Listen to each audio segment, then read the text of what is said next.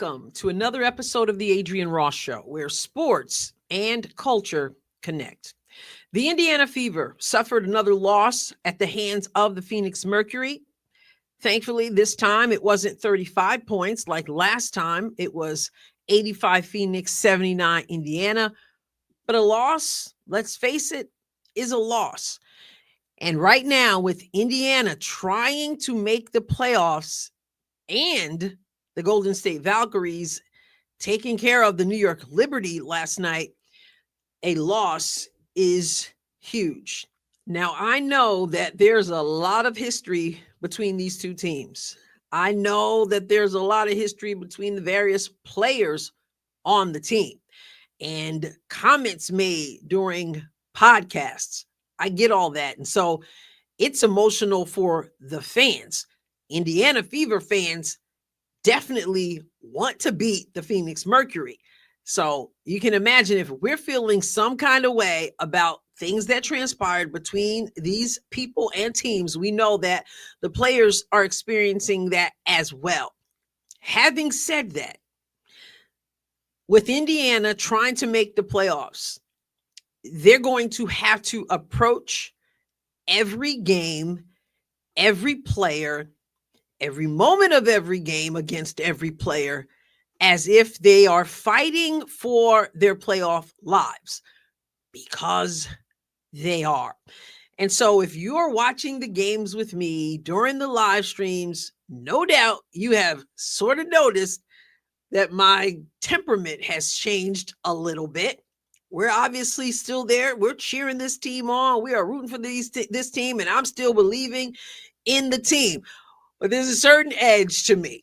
I admit it. Someone said in the game last night, it's the first quarter, breathe. But this is what happens as you near playoffs and trying to get a playoff spot. Things have to be upped, right? And that is, these players have to up their game. Now, I understand it's difficult for this team because it's not been a typical season. It's not a typical team.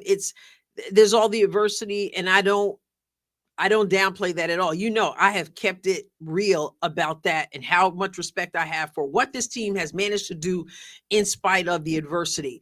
But when you get to this point in the season, whoever's playing, whoever you have to up your game to the best of your ability. And then for those of you who've been around basketball for a long time, or maybe even not for a long time, but for years, some years, you know that everything gets turned up once the playoffs start. It's a whole different level of play. And at this time of the season, ideally, players are playing their best basketball. Again, Indiana's in a different situation. New York has had some situations as well that are, shall we say, less than ideal. But you still have to bring it every night, and you have to do the things you have to do. So when you see me kind of blow a gasket as a competitor, as someone who's coached this game, it's because you have to take advantage of every single opportunity. You've got a Bree Turner, whom I have been really impressed with. She's busting her tail, good on defense, getting rebounds, getting offensive rebounds, which means giving you more opportunities to score. You can't put the ball in the basket, makes it really difficult. Okay, you miss shots, but you got to play good defense, right? You've got to rebound the basketball, and you have to take care of the basketball. Let me give you an example, and I thought I was going to just explode. Indiana, inbounding the basketball, gives it to the other team. Just, to me, it's careless. And you have got no time for carelessness this time, this season, with all the adversity you're going through. You got an opportunity to have possession, and you just haphazardly, because you're not paying attention, you give the ball to the other team. Turnover. Can't do it. But we did it. I remember seeing it a few weeks ago too. Inbound the ball, your mindset has to be that the other team wants to rip your heart out. So you can't assume that the other team just went on down the court and there's nobody hanging around trying to get cookies off your inbound pass. That's the kind of thing that I really, really struggle with, because those kinds of things are avoidable. Also, layups. We missed so many layups, so many bunnies. It's hard to win basketball games when you cannot make your layups. It's just one of those things that I start to get like this. You guys who are with me in the live stream, you know, because at one point in the game, and this was relatively early in the game, I counted about 16 points that this team would have had they simply made the bunnies, made layups. And then that, like I said, that was early. And then as time went on, I'm still counting 20, whatever points that Indiana would have had. You cannot afford to miss these kinds of makeable shots. I'm just sharing with you some things that I noticed. And again, if you're going to rebound the basketball, offensive rebound the basketball, you get 2, 3, 4 shots and they're not going in. It's hard to win games. It really is, because as I said in my video after the last game against, who was it? The Valkyries. It's really simple in that you can't win the game if the ball doesn't go in the basket. I'm also noticing some hesitation. Aerial powers. Shoot the ball, right? Too much waiting, right? Passers. AB is battling down low, trying to get the ball, get into position. I've said this before, I'm saying it again. Make crisp passes. And when you give her the basketball, Aaliyah, when you get the basketball, as she was doing, if the double is not going to come, then you attack the basket. Believe in your skills enough to go one-on-one. And if the double comes, somebody else is open. But you have to be able to give her the ball. And there are times I'm watching and I'm yelling, give her the ball now. That's where I mostly miss Caitlin on the floor, because she recognizes that. She recognizes the over the top as well. And then if somebody comes to help, that means somebody else is open. But Caitlin makes those passes and she makes them crisply. If they're not crisp, then they take too long to get there. This game, you have to make sharp, smart, timely passes.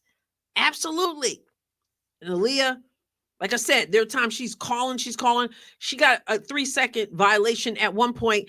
And then, of course, we're like, oh, my goodness, another turnover. Aaliyah, you can't stay in the paint. And some of that, yeah, you got to know where you are. But some of that is also because other people are hesitant to shoot the ball. And so they overpass the ball. They're taking too long and they need to put the ball up. So it's not all her fault that she got to 3 seconds. What are you doing with the basketball? I expect you to put it up, not play hot potato with it. Right. So those are the kinds of things that add up. And then you can't give up a bunch of offensive rebounds either. These things are hurting. And now I got to say this. Natasha Howard, you've been a huge help to the team. Yes, you've been streaky. Yes, you turned the ball over, but you've been a huge help to the team. I got to get you to stop bringing the ball up. Those in the live stream, you know, we said we're going to get t-shirts. No, Howard, and then yes, Howard, because more often than not, it's okay. But I'm concerned right now about the not part. I'm concerned about the time when you get the rebound and you just take off. I can see if the guard is not there, right? And then you just bring it up. And if you don't have something easy to the basket, then do what Lexi does. Notice Lexi, who busts her tail, gets rebounds, just out hustles everybody. Lexi will get a rebound and she will push it up the floor if the guard is not right there. But Lexi doesn't try to force it if it's not there. She brings it up. She'll pull off to the side so that the guard can get the basketball. Natasha Howard, too often, she's bringing the ball up and then she's trying to force something that's not there. And again, there are times when it works out just fine, but there are other times when it doesn't. And then it also upsets the flow. So I need a conversation. I need the coach to say, Natasha Howard give the ball up. But even before that, I need guards who say, give me the ball. Outlet, give me the ball. And if she's not doing it, you kind of pull her aside. Again, I get that it's tricky because more often than not, she's okay with it. But the not part is the part that's the problem. Just saying. Kelsey, knocking down shots, doing everything she can, putting this team on her back. Really good game in terms of numbers. We're going to go over the box score in a moment, but I don't like Kelsey. Kelsey is not a great passer. And so I need Kelsey to stop doing the going off the screen and then doing the pass.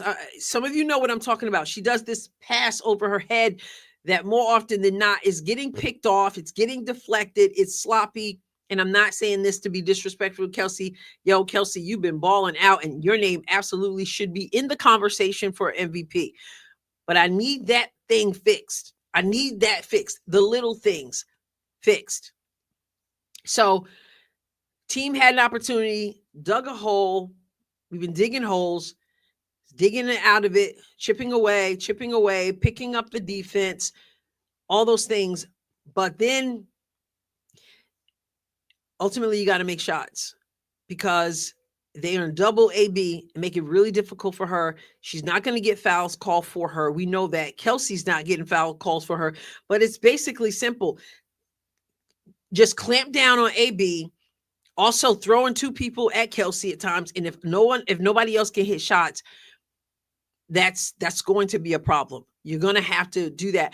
And you're going to have to attack the basket. Now, it is not lost on me that the Indiana Fever is not respected at all in terms of fouls. The fouling difference between the times that Phoenix went to the line and Indiana went to the line, just egregious. And I could see if Indiana only settled for 3-point shots, but that wasn't the case. They did go inside. They did attack the basket, and they are given zero respect. So again, this team has been through a lot. They don't have key pieces on the floor, and they're just scratching and they're clawing and they're fighting to get in that playoff spot. And I'm right there with them, cheering them on. And I believe that they can do it, that they can make sure they take care of business. They could have beaten Phoenix. They could have beaten the Valkyries. They managed to beat the Sparks. It's just really, really tight. And when it's as tight as it is, there's very little margin for error. So layups need to be made. Rebounds need to be gotten. Free throws need to be taken care of. And hustle all the way. No passing the ball on an inbound to the other team and attack the basket. As a defense, they're not going to respect you until you prove to them they need to respect you. They respect Kelsey because they'll be all over Kelsey. They respect AB because they'll be all over AB. Everybody else, you've got to say, I got to step it up. And all of you, you got to make layups. You got to play smart, game by game, possession by possession. You can do this, and it will be something. The fact that you're even still in this thing, you did move from 6th to 8th place because New York lost to Golden State, and then the Sparks have a game tonight. But the fact that you're still in it, kudos to you. This right here, this is just what I call just tough love. Coach love. It's about getting in the playoffs. Everything goes up. Everything gets more intense, even from the fans. All right. So let's go over the box score. ESPN.com. Indiana 79, Phoenix 85. Indiana lost the first quarter 23-25, lost the second quarter 16-29, won the third quarter 18-13. And won the fourth quarter, 22-18. So you can see that comeback there. So yeah, second half, much, much, much better. But when you dig yourself a hole and then you don't capitalize when you have opportunities, like you cause turnovers and you don't capitalize off offensive rebounds, you run out of time eventually. So let's go through the box score, starting with Kelsey Mitchell, who had 29 points and a good percentage, 11 for 20 from the field, 5 for 9 from 3. Also had 4 rebounds, 4 assists, and 3 steals. Then next we had Lexi Hall. Like I said, Lexi is just Lexified, and she brings so much. Much of it doesn't even show up in a box score. 18 points on 6 of 13 shooting, 3 of 7 from 3, had 5 rebounds, and 2 of them were offensive rebounds, 1 assist, 1 steal. And next we've got 11 points from Aaliyah Boston. She had also 2 blocks, 1 steal, 7 assists, 8 rebounds, 2 of them offensive rebounds. Not bad at all, but we really need more from her. Missed quite a few bunnies, and we got to get her the ball, but they're collapsing on her. You got to get her the ball, as I already explained. You got to get it to her as quickly as you possibly can. And then also, she's smart. She'll kick it back out, but they're not going to leave her if we don't make outside shots. So you got to step up to the challenge there. And then we got 6 points from Aerial Powers. And she also had 5 rebounds and 5 assists. And then we got 5 points from Odyssey Sims. Not a good shooting night at all. 2 for 9, 1 for 4 from 3. She had 1 rebound and 2 assists. And then we have 4 points from Natasha Howard. Got to have more from her. 3 rebounds, 3 assists, 1 block. And then 4 points also from Brianna Turner. Again, she rebounds, man, 6 rebounds and 5 of them offensive rebounds. She gave us plenty of opportunities. She also had 1 assist. And I'm not surprised that we're +4 with her on the floor. And then 2 points from Damaris Dantas. She also gave us 6 rebounds and 2 assists. She was 1 for 3 from the field. I've been rather underwhelmed with her play this season. But she's a big body out there, and she does stretch the floor because she has not been shooting well, but she can shoot the 3. So Alyssa Thomas almost had a triple-double, again, with 23 points, 9 rebounds, and 9 assists. Then they got 19 from DeWanna Bonner with 4 rebounds, and assist, and also some beef with Caitlin Clark, which I will deal with in another video. And then we got 13 from Sabali and 11 from Kalia Copper, and also 10 from Sammy Whitcomb, who also has 7 assists. And like I said, free throw situation is a problem. Indiana got to the line 8 times, made 6 of them. 8 times. That's it. Oh, well, what about Phoenix? Yeah, what about Phoenix? Phoenix got to the line 23 times. It went 19 for 23. 23 free throws to 8 free throws.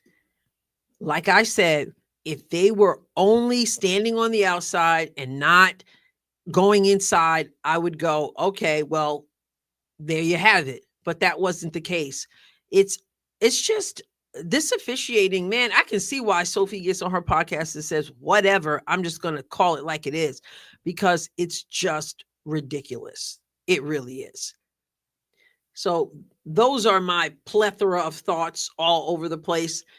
And like I said, I want to cover Caitlin and the DeWanna Bonner little whatever you want to call it in a different video. And so Indiana and Chicago are scheduled to square off on Friday. I know we might feel inclined to go, whew, no. I'm telling you, these teams eliminated from the playoffs, they're playing with a certain level of freedom. Do not underestimate any of these teams. Instead, you go up a notch and you want to make sure you snuff the life out of them and leave them with no hope at all. Deflate them and do it early. I'll catch you next time, God willing. God bless you abundant.